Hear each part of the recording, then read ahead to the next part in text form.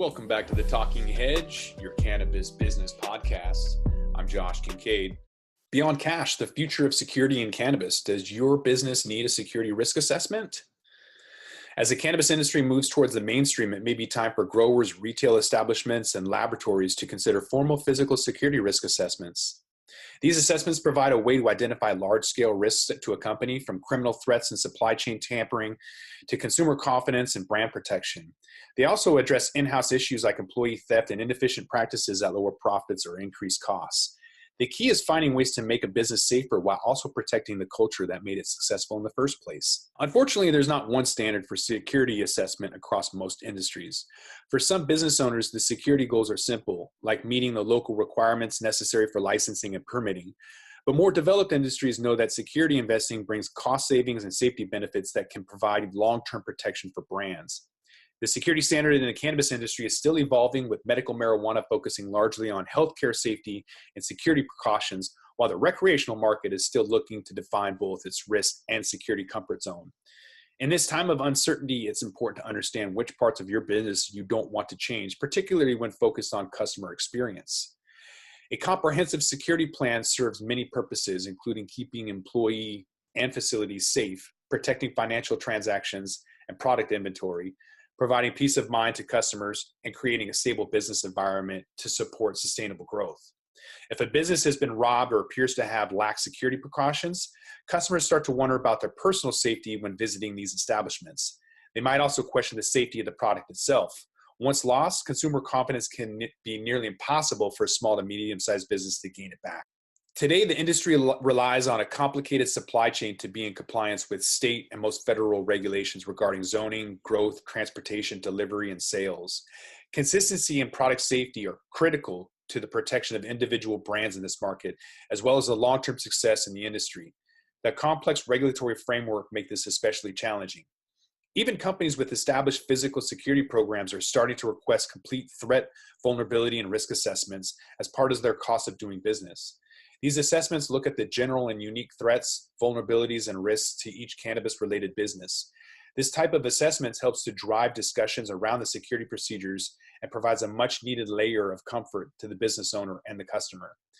In short, it determines what you need to protect, what happens if you don't protect it, and how you can more efficiently protect it so that you can focus on the finite resources in the areas with the most potential business impact. Risk scoring is used to try and quantify a number value to help make results easier to read, compare, and understand. Data is collected from an open source, public sector sources, and of course, the business itself to help determine the threats, vulnerabilities, and risks of companies within the overall industry and environment. Typically, threats included but are not limited to known criminal entities who target similar operations, angry former customers, and disgruntled employees. They can also be based on the type of businesses or specific operation practices and location. Once threats are identified, a credible score is derived based on factors including proximity, level of detail, resources, true motive, and actionability of threat. For instance, bomb threats are often called into businesses, but they are unable to make credible determination without collecting details about the caller and a level of knowledge about the threat outside. Conversely, employee theft may be a constant, credible threat for any retail business, warranting mitigation in any formal security plan. Once threats are identified, it's important to focus on the potential impact of each type of threat on a relative scale. Vulnerability is the organization's ability or lack thereof to anticipate, recover from, or withstand a natural or man-made event. Attractiveness of the target and defense strategies in place are typically used to figure out the level of vulnerability. Risk is quantified by multiplying the vulnerabilities of a particular item by the potential impact. Typically, most focus to put it into the highest impact risks and the most vulnerable risks. Once these elements are completed for all the essential business functions, facilities, and other high impact areas of the business, an analyst makes for an overall report of the current state, often including mitigation recommendations and an assessment. Some elements that should be considered as part of a thorough assessment include the physical facilities, intellectual property, supply chain, product quality control, cash management, employee protection, and employee screening.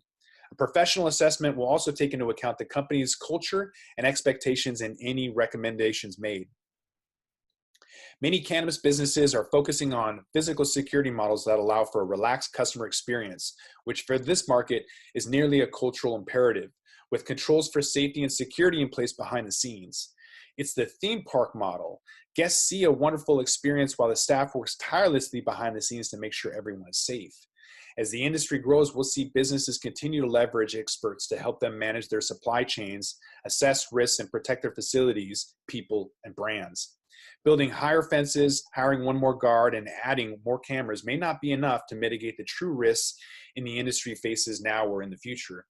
While many security professionals may help provide security mitigation strategies, few will be able to do so with a true focus on helping you protect the culture and feel of your business. When determining who to work with, I suggest engaging the businesses that focus on both.